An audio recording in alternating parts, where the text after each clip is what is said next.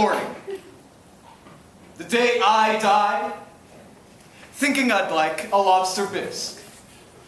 I showered, I had breakfast. Hermie has a time, so she finishes her cereal, just as I begin mine. Something proud and untouchable about the way she eats her shredded wheat. A rebuke in the rhythm of her chewing, the curve of her back as she finishes the last bite, standing, washing out the bowl. Who cleans the bowl while they're still chewing the last bite? She cleans the bowl like this, getting rid of all the unchewed bits. No respect for the discarded. I ran to the subway in the rain. I didn't have an umbrella. I thought about going back for an umbrella, maybe giving Hermie an old-fashioned kiss on the cheek, then soften her face. But I remembered the curve of her implacable back, and I forged ahead in the rain, umbrellaless. You know when people are so crushed together in the rain, in the city? There are so many people that no one person needs an umbrella, because one umbrella covers 3 bodies. And people are yelling into their cell phones, and I'm thinking, where have all the phone booths gone? The phone booths are all dead. And people are yammering into their cell phones, and I hear fragments of lost love and hepatitis. And I'm thinking, is there no privacy? Is there no dignity? I get onto the subway, a tomb for people's eyes.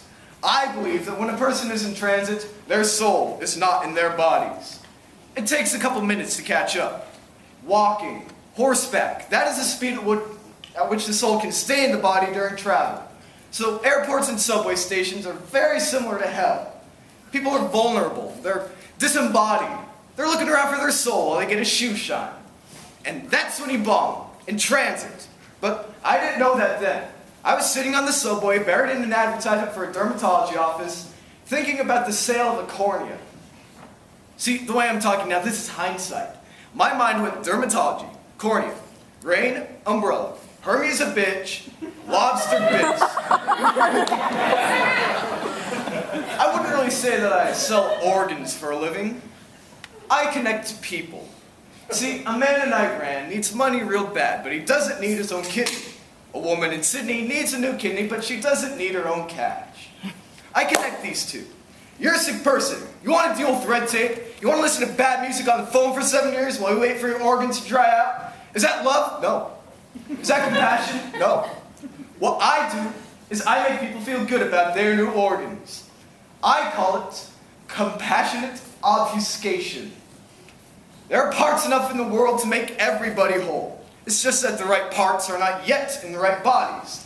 We need the right man to redistribute. One umbrella covers 3 bodies. Truth for its own sake, I've never understood the concept. Morality can be measured by how good you make people feel.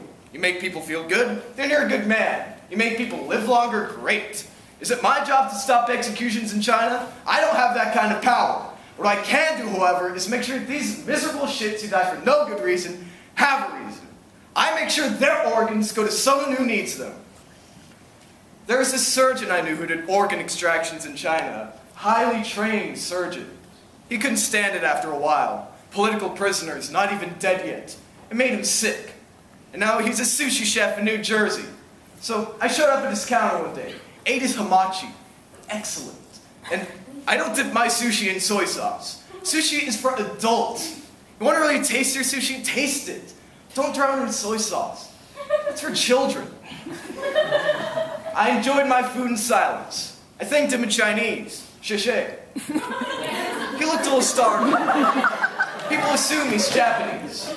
I said to him in Mandarin, 你不希望被生气的，你看得懂，我也不希望. Left it at that. Ate my food in silence. And you can tell with tuna whether they slice it from the belly or from the tail end. He always gave me the belly. It's the good part. But that day, the day I died, I didn't want something that reminded me of body parts. No, I woke up in the morning wanting a lobster bisque.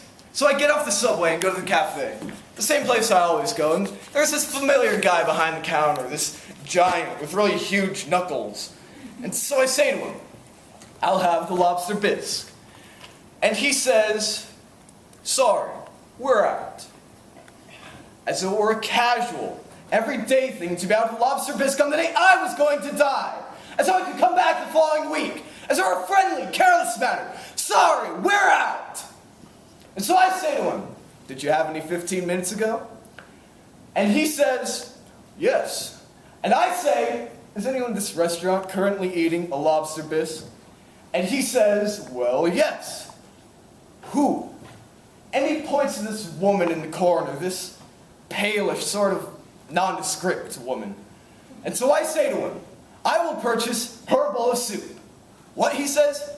I take out my wallet, pull out 100, then I see it. She is tilting back the bowl to scrape out the last bite. I watch it go into her little mouth, slow motion, son of a bitch. I say,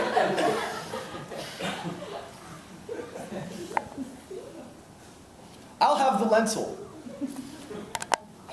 Lentil soup. It's never really that great. It doesn't make your mouth water, does it? Lentil soup.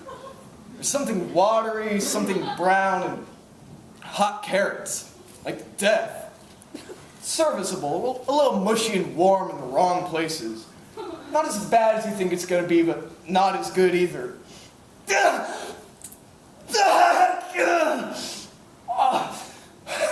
Suddenly I feel my heart compressing like a terrible bird in my chest, and I think I'm finally punished. Someone's going to sell my heart to somebody in Russia. But then I think, use your cell phone, call your wife. Tell her to give you decent burial, organs intact. But no, what's not supposed to know you sell organs for a living? So just call her and say goodbye. She doesn't love you enough to have a tone of voice on your deathbed. The kind of voice you'd like to hear. Indescribably soft and tender. No longer holding it in. The things people hold back from each other.